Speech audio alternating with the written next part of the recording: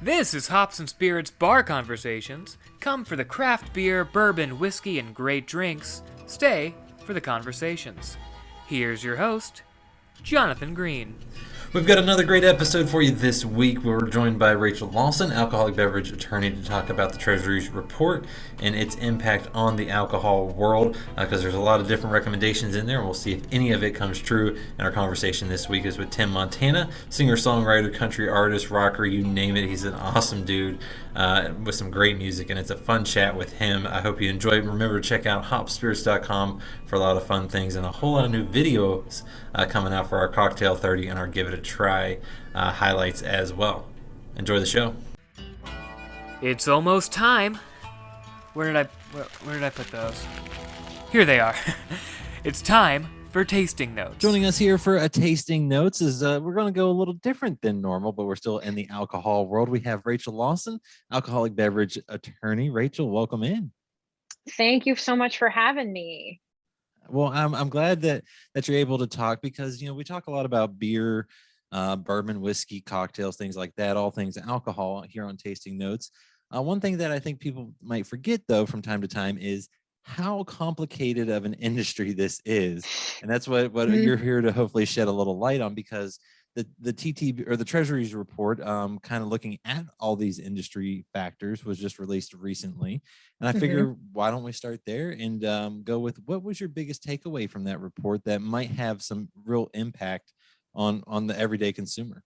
Sure. So I'm not sure how much background people have, or you're saying Treasury report, and if people even know. So just briefly, in July of 21, Executive Order 14036, if you want to look it up, directed the Treasury to evaluate the alcohol market for any competition issues. And it is titled Promoting Competition in the American Economy. Competition in the markets for beer, wine, and spirits. And this was released about a month ago. And, it's nothing in it should surprise anyone. I think the two things that stood out to me is, again, something that most people shouldn't be surprised at, is that, guess what? There are two major companies that dominate the market for beer in this country. 10 guesses who those are. And, with that comes a lot of issues. They are, clearly engaging in monopolization behaviors. If you all remember U.S. history from high school, what those types of things are, and they do engage in those kinds of things. And so that's one concern that the Treasury Department identified. And the second is wholesalers, the evil wholesalers. So, I always call the wholesalers, they are a necessary evil, much like myself. So the wholesalers, as most people hopefully presumably know, in order to make or just traffic and sell alcohol, you have to have a permit, a high level, 10,000 foot view. That's what I tell my clients. That's what I tell my students when I teach about this. And so the people that take it from manufacturer to retailer play an important role. But what has gone on is they have just been given more power. And post-prohibition, the idea was to take power away from the manufacturers, who at the time had more power. But now the tables have clearly turned. It's been, quite a long time since prohibition was repealed. And quite frankly, it's time for a change. And what the Treasury Department said, the franchising laws that a lot of states, have when it comes to distribution really, really hurt the little guy. Little guy from any alcohol, from beer to wine to spirits, it's very hard for them to get a leg up. And basically the recommendation has been that states need to start pushing towards more direct to consumer shipping laws. So I believe that direct to consumer is going to be the next big revolution in alcohol in the next few years. And I think we're in this report may be the beginning of it, to be honest with you. I think it may happen faster than we think. And the reason is we have a bit of a small company, you might have heard of them, called Amazon, that sort of has everything ready to go. They have the warehouses. They have the people to take it from A to B. They just need the law. They just need to literally go state by state and pass the laws they need. And they are doing that. I happen to know the gentleman here in Tennessee. He is a fantastic individual. He used to be the executive director of the Tennessee Alcoholic Beverage Commission, and that is what he's here to do. And he's going to try to do that one state at a time, because it's never going to be a federal thing. It's not going to, I'm sorry to tell you, cannabis, yes. Alcohol, sorry, we're not going to see any massive sweeping federal regulation. It's got to be state by state. But once it does happen, I mean, Amazon is going to allow craft distiller in Podunk, wherever, to brewery, to be able to reach anyone in like 2 days. And that is a miraculous and wonderful thing. Absolutely astounding thing to happen. And I think those are the two biggest takeaways that I have, is that we need to like do something about these big brewers. And what they think is that the direct to consumer is going to help with that problem. Because if I can get beer from these, breweries up in Portland and Washington, I'm here in Tennessee, there is no way that I'm getting them unless they start manufacturing closer to where I am, or I go there myself. I think that's what's going to open up the alcohol economy a little bit more, is to put these smaller craft manufacturers on I'm not going to say an equal playing field with a Budweiser, because let's just be honest with that. That's not going to happen. But get them a little bit closer. Because the other thing is, we all know that Miller Coors and Budweiser have been acquiring. They see a craft beer manufacturer that's starting to cut into their margins. What do? The easiest thing. It happens in every business. They buy them. And, people get upset about it. And on one hand, I understand that this industry is one that is characterized differently than others, but what they're doing is very common in almost any other industry in the world. But that might need to stop if, the federal government says, you're getting too big for your britches. But this is another way that I think that could happen. I think that allowing the smaller guys to have a little bit of a more level playing field will help with that a lot. Well, and it sounds like some interesting things are going to happen, because I know across a lot of states they're allowing a little bit more self-distribution than they would in the past, based on how big of a size you are. But it'll be interesting to see. And if you want to, if you're good with it, you want to stick around and chat a little bit more about this report, because I mean, it wasn't just a couple pages, and there's a whole lot more to dissect. Are you good to stick around and chat a little bit? Absolutely. Awesome. If you want to hear the full interview, just check out all of our social media and go to hopspirits.com as well. Remember to check out Hops and Spirits on social media at Hop Spirits, all one word, on Instagram, TikTok, Facebook, and Twitter. You can also find Hops and Spirits on YouTube and at hopspirits.com. Joining us here on the Bar Conversations is Tim Montana, singer-songwriter, and just, I think, all-around pretty awesome, badass dude with a great beard. Tim, welcome in. Labor of love. Now, I must ask, I see you enjoy a drink on occasion. You got anything good tonight? Just a little vodka soda going on, LaCroix and vodka. Not that Russian shit. We're talking Tito's. Just thinking about it, I didn't expect you to go with the vodka and soda tonight. Yeah, I'm trying to quit the whiskey. It doesn't get a little too rowdy. I've got a reputation to try and restore. I was gonna say I got a little whiskey, right? A little Yellowstone, which I love. It's Yellowstone, though it's made in Kentucky, which makes a ton of sense, right? Right, Yellowstone, Kentucky, but they're a lot. Now, looking at social media and all, and just seeing your career, how do you become friends with such a unique group of individuals? Billy Gibbons, they've got the Foo Fighters, Travis Pastrana. I mean, those don't seem like they're all the same type of person, but yet you're friends with so many fun people that you could do a lot of fun things.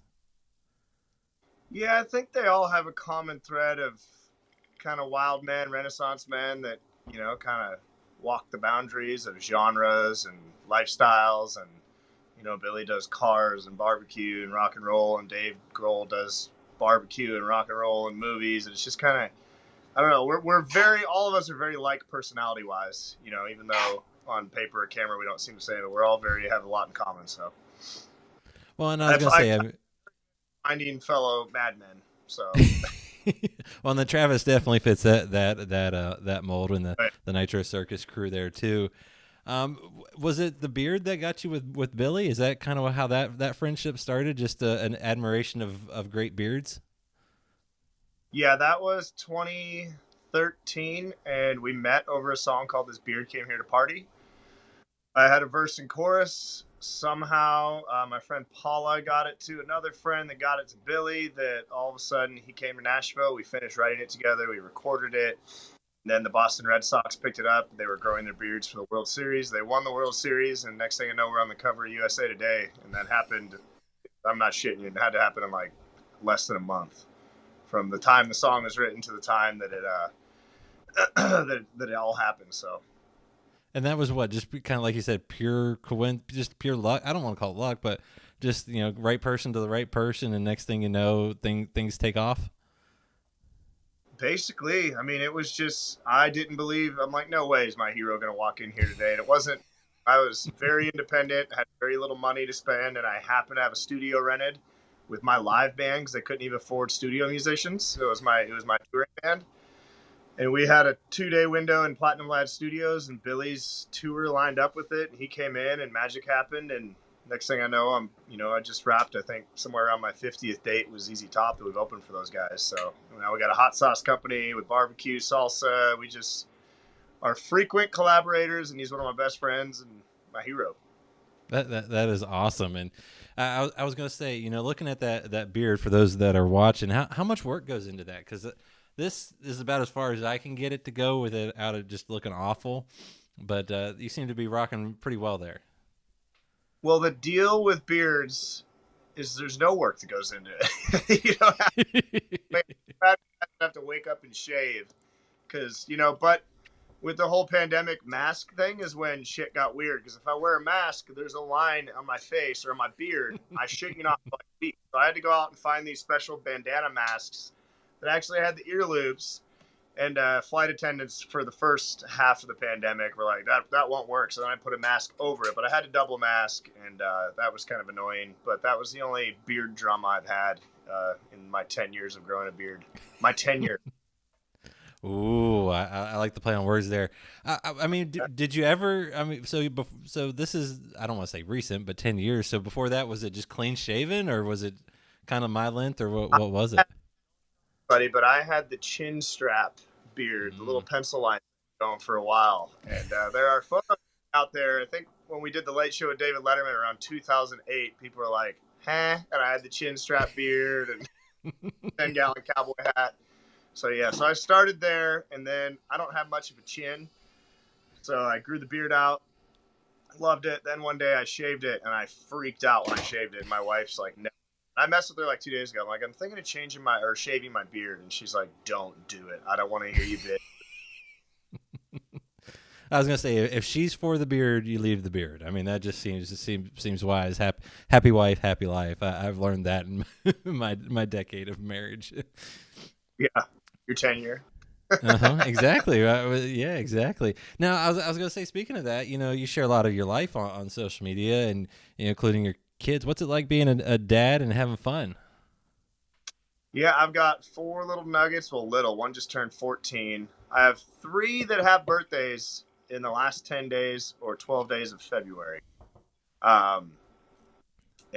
So I've got one that just turned 1. One just turned 6. And then my daughter, oldest, turned 14 yesterday. So she was the last, February 28th. And then I've got one that's randomly in July. I think we're very fertile around there. But yeah, they're a lot of fun, man. They travel with us, and they're, I just they get to see all the chaos. I don't really censor a lot. I mean, I'm not gonna go full send, dropping the F-bomb. I do it as little as possible around my kids, but they kind of get to see this lifestyle. And Billy comes over, and they're just like, oh, it's Billy. And someday I think they'll look back and realize, a lot of these people, like, who they were. But as for now, they're just like, oh, it's just our dad's friends and our friends, and so it's pretty interesting. So. I was gonna say, do they call him Uncle Billy? Yeah, sometimes, yeah. But I have a great memory of. Can we cuss on here? Yeah, I mean, we drink beers and drink whiskey, so yeah, we're good. It's adults. There was a Christmas party one year where my daughter was in her room, and Kid Rock came over and brought her a gift that was like a Waffle House candle, if memory serves me right. And he brought it into my daughter's room. And I hear, "What, you don't like it?" And she's like, "Not really." And he's like, "Well, fuck you, Savannah." And walked out. And I'm just like, "Oh, Kid Rock." My kids are like totally like, "Oh, Bob." I was gonna say, but you're right. Memories later on will probably be really cool when someone kind of goes, "Hey, you know they were famous, right?" Right. Well, and you also touched on this. You know, you got a hot sauce company. Your background's a whole lot cooler than my photo of some flowers. You're actually grilling right now. So, are you becoming a grill master here too? Yeah, I've been on Traeger's Pro Team for probably, I think I just signed with them for my 5th or 6th year.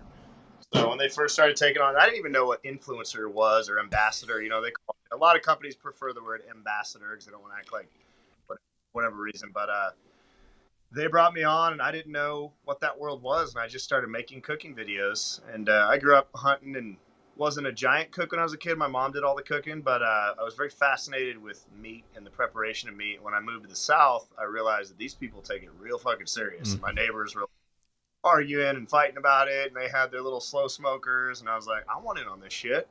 And you get to stay up all night and drink beer. So then Traeger came over, left me a grill. I just started making videos, and here I am, working with that company for 5 or 6 years and playing a lot of their shows. And that community has kind of become part of my community now, where there's a lot of people, they post a grilling video, they use my music on there. So it's just kind of this really cool creative, we call it the Old Boy Network.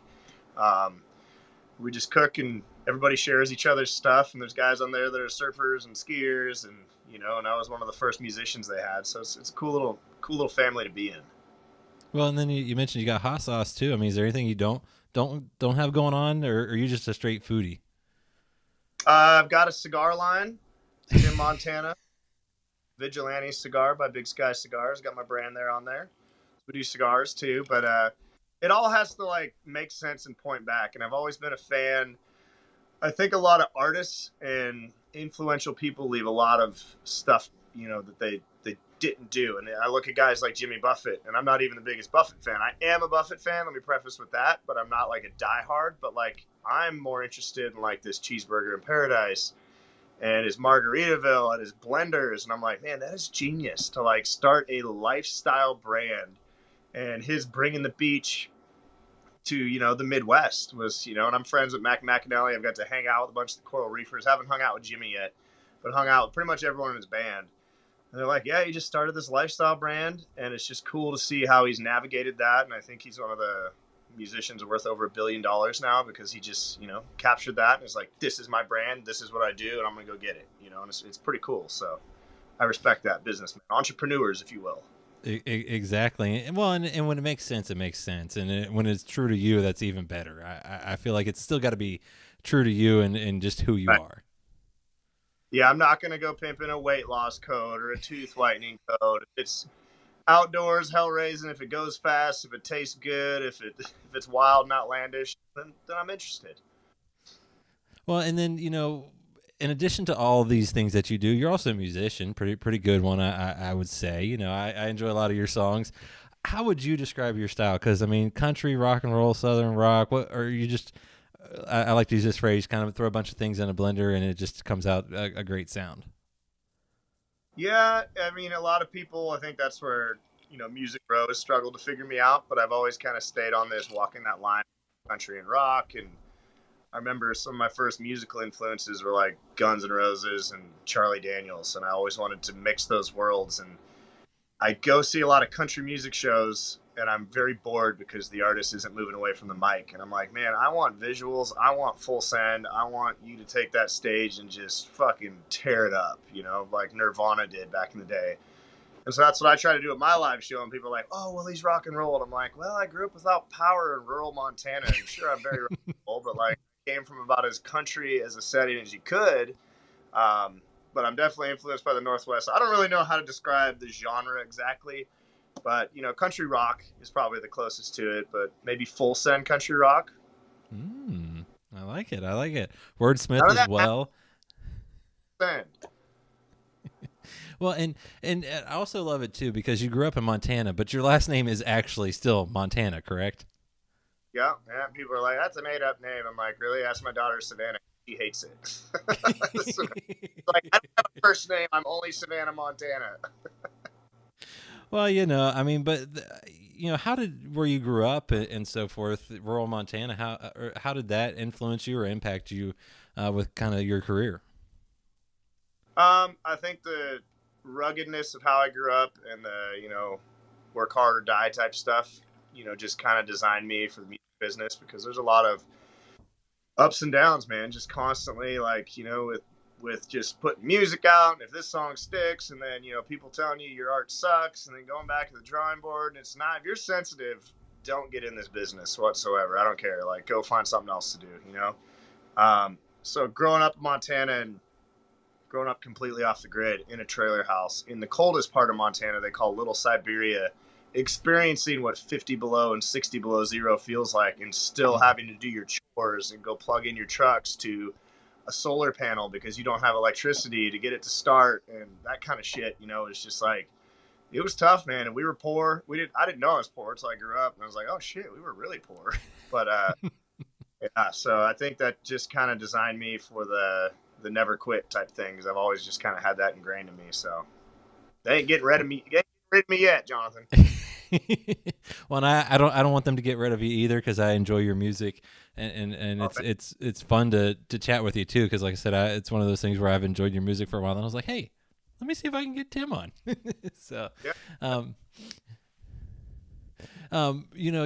You talk about it a little bit too, the Guns N' Roses, some of the rock bands. Are those your influences too when you were growing up and listening? Is that kind of what influenced you, or who you looked to I don't want to say emulate, but maybe draw inspiration from? I just have this distinct memory of like 4 or 5 and finding a tape that had Mr. Brownstone on one side and Welcome to the Jungle on the other, and putting it in a tape player. I'm dating myself now. I was going to say, some folks are not going to understand that. Right. But putting that in a tape player and hearing that and Axl Rose coming in, and I just remember getting goosebumps, and I'm like, my God, what is a human being making those noises? Because that is unfucking real. And then the contrast of like finding the Marlboro Country tape that my mom smoked a lot of cigarettes for, and that had some Charlie Daniels on it, some Ronnie Millsap, and then like, I think the best convergence of those worlds was like Chris Ledoux, when I like got hip to who he was and watched him on stage riding a bull and falling off a bull and running. And if you talk to Garth Brooks, that's where he got his stage show from, was watching Chris Ledoux like run around and do these slide across the stage. And I'm like, man, like, just something about that high energy showman shit just gets me. Well, and it sounds like you've incorporated that into to you and what you want to do with your live shows. It's not just you in front of a mic. It's a show. It's a live show, and it's something that people will remember in a good way. Yeah, I almost took a dive off a speaker Saturday night in Houston, Texas, at the barbecue kickoff. We had a packed house at the Only Texans tent. And I jumped up on the speaker, and the crowd's going nuts, and we're ripping a ZZ Top solo, and I stepped back, and there was nothing there, and I was like, oh! We're like, I know it's coming. It is inevitable. If you do stupid shit, you'll win stupid prizes, and I'm due for a stupid prize any day now. So hopefully, as long as it's not a neck brace. Well, you can hide it behind the beer. No one will know. True. Just be like this, like, hi, how are you? They'll just be wondering why you're literally stiff and why you have no movement. But otherwise, it'll be fine. What's he doing? Is there something wrong with him? Now, when did you know that this, music was something that you wanted to pursue? Because I have, thinking with the journey and so forth, it's a tough journey. When was that though? You were like, hey, that's something I enjoy and I'm good at, and I want to see where it goes. Gosh, I mean, when I was a kid and started playing guitar, I knew that was something I wanted to pursue. And then at high school, there came this fork in the road of like, I had military recruiters up at the house, because I've always had, the utmost respect for soldiers and veterans. And I had the Army guy and the Navy guy, and I'd run in combat boots. And I was a kid off the grid that was like chasing cows and hunting elk. Like, I was perfect, guy to get for them. You checked every box. Yeah, every box. They're like, they drive out in the woods. I'd invite them to barbecues or campfires. My mom was so pissed that I'd have the recruiters up, and they'd be like, "Morning, Mary," or "Night, evening, Mary." It's like, "Hey, get the recruiters out of here." But then I sent a audition CD or something to Musicians Institute, and I was playing guitar like crazy. When I started winning talent shows too, then I noticed that chicks were paying attention, and that's a big one, a real big one. So winning talent shows in high school, and then all of a sudden I was like, well, maybe I'll do the military, this music thing. We'll see what happens, but I'll send a tape off to a college in Hollywood and see if I get accepted. And lo and behold, they accept me to music school. So off I go to Hollywood, California, and live there for a few years. And it takes a while to get, like in Hollywood, you have to pay to perform. And like me being 18, trying to put a band together, and it was a rock band too. And every time I'd show up, and I even had a skateboard, and I'd never skateboarded in my life. I crashed so many times in Hollywood, but I wanted to get away from the country shit because everybody's like, dude, you're redneck as hell. And I'm like, no, I'm not. I'm a rock star. I'm fucking this. I am not from Montana. Like I rejected, I was like the kid that's like grows up in the woods, and then I got out, grew my hair out, and was like, I'm a rocker, I'm a skater, I'm everything but country. And I remember all the band practices I did, it was like, dude, you're country as hell, but you have to pay to perform there. You have to buy your own tickets. And we never got to that point. I could never keep a group of guys together. So then I ended up meeting a guitar player, a legally blind guitar player from Nashville named Johnny Highland, and my older brother's blind. So I had a connection with him right there, and I saw him play guitar without a distortion pedal, and blew my mind. And I'm like, dude, does everyone play guitar like that in Nashville? And he's like, yeah. I was like, well, shit. So I moved to Nashville, Tennessee, and that still took years to get to the point. And it's funny, running from Montana and then getting to Nashville. Then I put my cowboy hat back on. I was like, all right, this is what it is. This is what it's got to be. And then my first shows were, of course, in Montana. So I'd go back there. And I remember making like just ridiculous world tour posters, but it was like to Montana world tour, Shoto, Montana, Butte, Montana, Livingston, Montana. And that was it. 3 shows for the year. I didn't know what I was doing, putting together Broadway bands, but just slowly worked my way up into the touring thing and just started building it. But it was that is probably the toughest part, is like building that to where you can get booked to play a show, which you're not going to get paid to do it for a long time. Well, I mean, I was gonna say the journey is always interesting, and I love the world tour part because I think back, I grew up in West Virginia, Appalachia, Nice. and so forth, and so many people. I'll never forget this. The Sacramento Kings in the NBA, when I was kind of a basketball fan there for a while, had all those foreign players from everywhere. And then they had Jason Williams, who was a little white boy from West Virginia, and they're like, "See, he's from another country too." And I was like, "Hey. That's not right." But world tour, you just go different places. You just never know how it's going to work. Mm-hmm. Absolutely. Now, you talk about, all those that live in different places. How, when you're writing and so forth, because I consider you a wordsmith, you drop in tenure, for 10-year, things like that. Where do you draw experiences when you're writing, or are you pulling from past experiences, just an idea? How does that process work for you?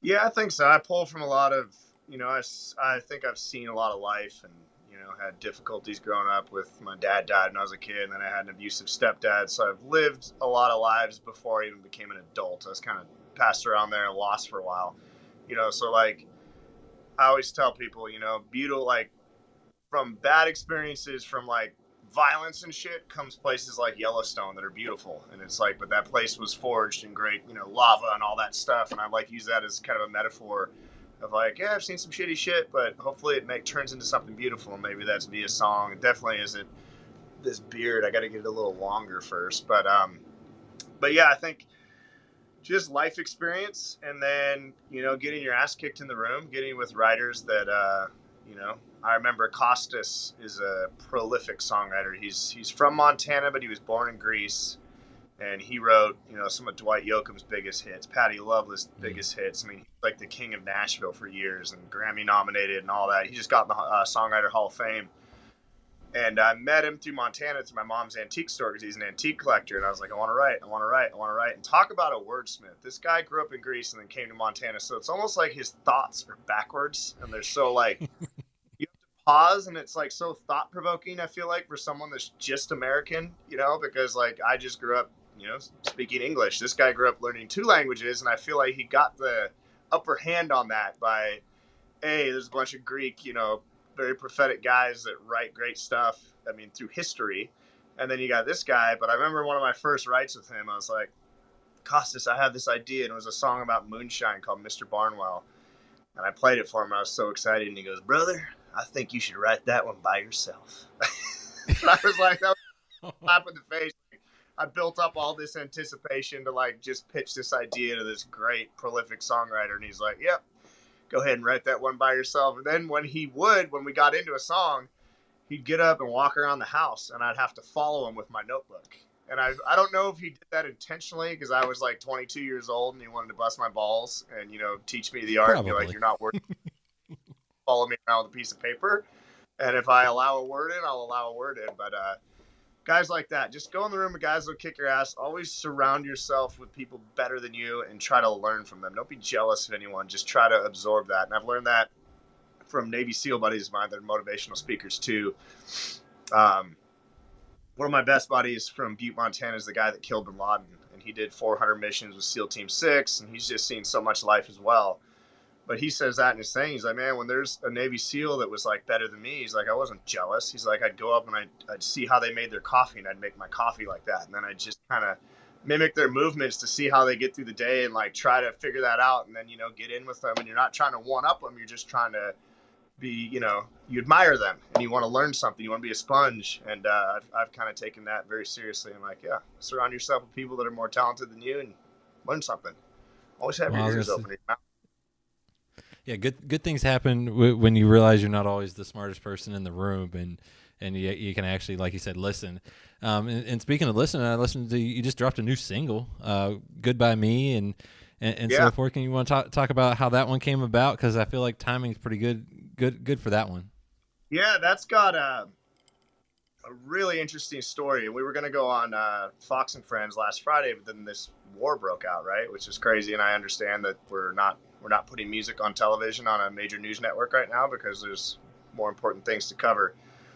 But that song, my buddy Brian Bowen Smith is an iconic Hollywood photographer. He does the cover of Vanity Fair, and he's introduced me to so many cool people like Josh Brolin and Tiffany Haddish, because he's just in that Hollywood world of actors and actresses. And so he went around during the pandemic and took photos from his truck, and he called me, and I actually met him through Traeger. He called me and said, hey, dude, I'm doing this book called The Drive-Bys, and I'm going to drive by and take these very Americana-style black and white photos out of a 50s pickup truck.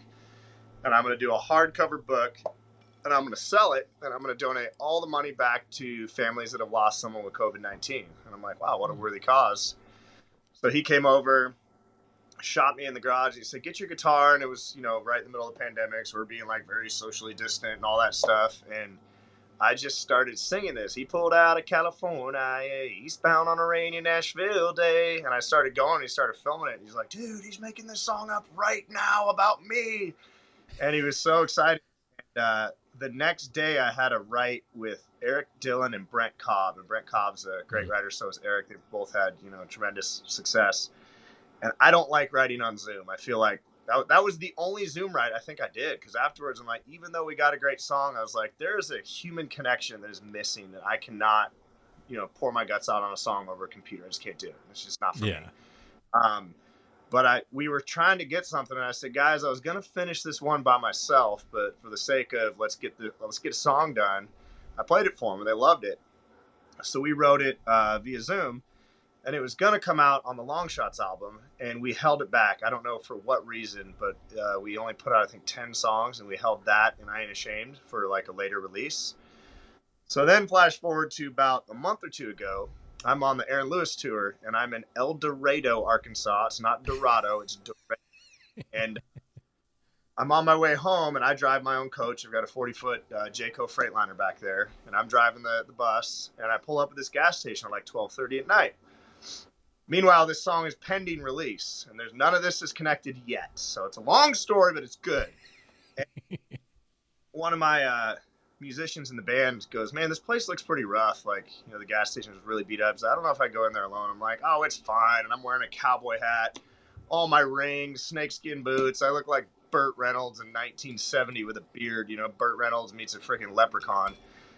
I go in and walk in. I'm like, okay, whatever. I'm the only white guy in the place. I don't give a shit. And I say hi to a guy, and he kind of mean mugs me. And I'm like, well, I'd mean mug me too if I look like this.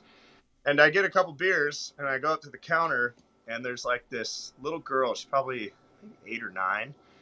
And I'm like, this little girl's here at 12:30 at night. I'm like, what the heck? And I assume that's her mom behind her. And so I'm like, hey, do I need an ID? And she's like, gosh, mister, I don't know. I don't know if you need an ID. And she goes, I like your hat. And I was like, well, I like your smile. And she's like, oh, no way.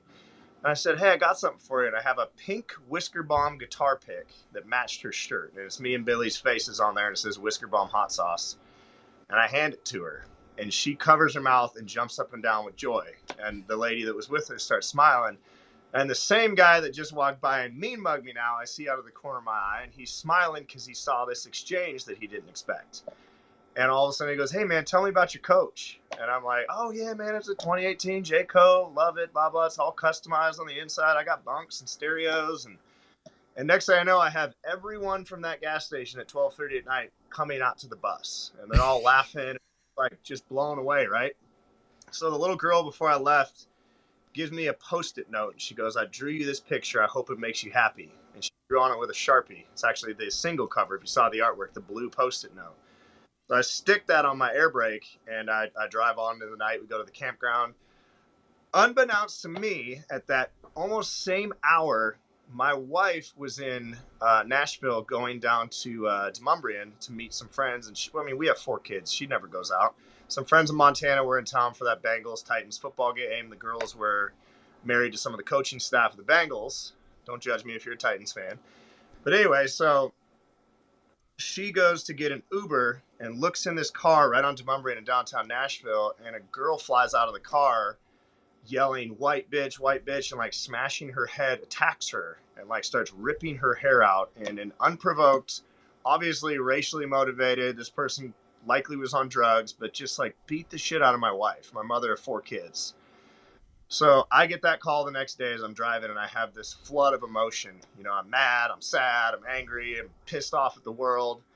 Every time I get mad, I look down at Aubriana's little picture she drew me from that exchange at that gas station, and I'd be like, the world's not such a bad place. And I just kept telling myself that. And then I was like, man, I got a song coming out called Goodbye Me. I'm like, I want to use her Post-it note as the album artwork. And so I called. It took me a day to track down that gas station. I finally got a hold of the gas station. So I talked to her dad. Her mom had passed away, apparently. That wasn't her mom. Her mom passed away 9 months ago. But she was the sweetest little girl. And her dad, I said, hey, I just want to show her that she was nice to a stranger. She made my day. I sent him the story. I'm like, hey, here's the story just so you know what happened. And I said, I want to send her $250 to license her Post-it note. And he's like, oh, man, she is going to flip out. So that's where just, that juxtaposition, if you will, of my wife's experience that night and my experience that night of like completely different worlds. But, I'm glad that happened at that time because it definitely changed my perspective on the situation. So. Well, and it's a great song, and I like you said, perfect timing, and just there is a lot of no matter what we see on social media, there's a lot of good in the world, a lot of good people, a lot of folks that just want to put a smile on your face and enjoy seeing good things happen. You just also you mentioned your other album, Long Shots, about a year ago. I loved Stronger Than You, Be a Cowboy, two of my favorites off of that one. You talk a little bit about Long Shots and just that album. Yeah, that was my major label debut with Music Knox, Broken Bow, BMG. There's like 19 names, but so yeah, I cut that with Michael Knox, legendary producer, great guy, love that guy, and went in the studio, cut those songs. They were gonna make me cut a bunch of outside songs, and I was like, look, because I went in there and I talked about the artist thing again. I went in and played my best shit, and they're like, you ain't got it, and I was like, motherfucker. So I went out and just like down and got with like the best writers I could find, David Lee Murphys and guys like that, and just honed it in. And my neighbor guy right here in Nashville lives 3 houses up. We recorded and co-wrote about 10 of those songs as well, and finally got it to where I had, I'm like, I can't have my label debut be, other people's songs. And not that there's anything wrong with cutting other people's songs. I'm just like, I am too complex for you to understand my brain. Like, I must say it. But So we cut it, and I'm really excited about it. The album cover I loved. That was photoed in my hometown Butte, Montana, on a 1942 Indian Chief, I believe. So it's very Nice. Americana, middle finger to the man. So Yeah, I every now and then I'll play some of your songs when I'm just at my house, and I'll put it up on like Spotify to my TV, and that'll come on, and my wife's like, "Really, your daughter's gonna see that?" I'm like, "But it's a good song." yeah, they just play for them all the time. They'll be immune to it. My kids are like, Dad, I swear to God, my kids are gonna end up being the most square kids on earth because they had just an unfiltered life, and they're just like, God, my dad's a fucking nutcase. I don't want to be anything like that. I'm gonna go to college and have a normal job. I'm gonna work 9 to 5. I don't want to be anything like that maniac. Well, another song that I enjoy of yours, I guess it came out prior to, your major label, is Hillbilly Rich. You talk a little bit Yeah. about that one, because I don't know, that's one of my favorite songs. Like I said, when I was putting together playlists, because that's something I always used to love, burning CDs. I'll date myself. I used to burn CDs for people and myself and my wife and things like that. So now I make playlists, but that's like at the top of one of my playlists. Yeah, that song I wrote with David Fannin and Ben Stennis, and David and I had a big night out partying in Nashville, and it was around the holidays, and we ended up at the Waffle House near my house in Nashville, and we went Great in. place. Oh yeah, and the waitress was like crying, and it was almost Christmas. I think it had to be a week before Christmas. The waitress was crying, and I said, "What's wrong with you?" And she said, "Oh, these guys bothered. They tipped me 1 cent, and they were just mean to me the whole night, and made me do all this extra stuff, and they bothered to write 1 cent on the tip thing." And so I think David and I had a couple $100 between us in our wallets, so we just pulled out a few $100 and tipped her and left. And the next day, I think I told my wife the story, and she's like, Jesus, she's like, we didn't have a lot of money at all that time. Not that we're rich now, but we didn't have shit then. And she's like, what do you think? You're Hillbilly Rich? And she said, and then we went and wrote it. I'd be dropping $100 tips at the Waffle House, and it's very autobiographical because yeah, so we wrote that song based on an actual experience at the Waffle House late at night, hammered, drunk. I love that. See, you really do pull from real life experiences, and obviously, we mentioned you got the new single out. I mean, is a new album coming soonish? Maybe thinking about it. What's coming there that you can tell? I can't publicly announce anything, but I am always writing and recording. And now that this came out, I'm going to go back in the studio and start cutting more shit. We've got a big tour out west coming, and then I'm going to jump on with Co Wetzel, and we're going to go up from Florida all the way up the East Coast. So I'm going to put out some rowdy shit this year. I've decided I'm just going to flood the marketplace. That's my plan. I like it. Will they reel me in? I'll see. It's a good tease too. I like it. A good tease. So, but there is a tour. You are going to go out and have a little fun, meet some people. Yeah. People are always like, "Are you guys gonna go on tour?" I'm like, "We're pretty much always on tour. There's only a few weekends I'm home. Whether it's like a full run or just random dates here. Like this next Saturday, we're in Valley City, North Dakota, playing up there. I love getting up there. Oil country, guys like that. Those people understand cold weather. They seem to get me in the Midwest a lot more in my personality, and because they grew up with cold weather. They snowmobile, they cuss, they party hard, they drink hard, they work hard, and so they seem to be my folks. But yes, we're going to North Dakota, bud. Come on. I hope you're way better at accents than I am. I went to school. I went to school in West Virginia. I golfed, but somehow we got a lot of Canadians on the golf team there. I don't know how that worked, but man, there were some accents, and it was great. I also now say instead of a toboggan, that's what you ride, and I wear a toque. That's what goes over your ears. So I pick up weird things, And then I guess we'll finish with this. Anything else folks can expect from you in 2022, except maybe just a little more rowdiness, a little more fun? Yeah, I've got another movie coming out. I was in The Last Son that came out in December. I had a very, very small role, but it was getting my feet wet in acting. And I love Western shit, so some of the music I might top secretly be working on is very Western themed and only written from an 1800s perspective of a gunfighter. And I'm just like, love diving into this shit, because getting to go back to Montana and work on these 2 films I did, the first one, The Last Sun, was with Sam Worthington, Heather Graham, Machine Gun Kelly, Thomas Jane. And Tom Jane met me. He's the Punisher from the original Marvel movie, and also did a bunch of Steve King.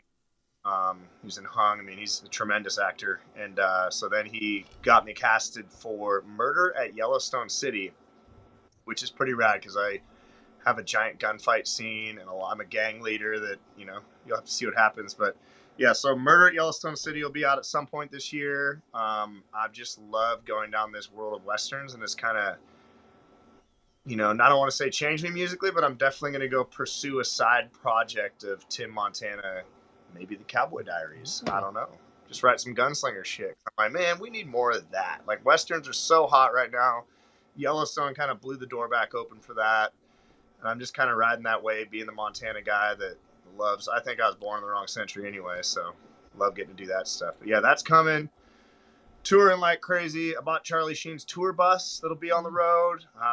Testing for my CDL on Monday. I already passed all my written, so I'm going to drive my own shit because I like operating heavy equipment. As my friend Fox said, you never met a motherfucker quite like me. There is nothing I can say to that. And if you want to find out more about Tim, timmontana.com, follow him on social media. It's awesome as well. Tim, this was a blast, and I really appreciate it. Yeah, man. Thanks for having me, Jonathan.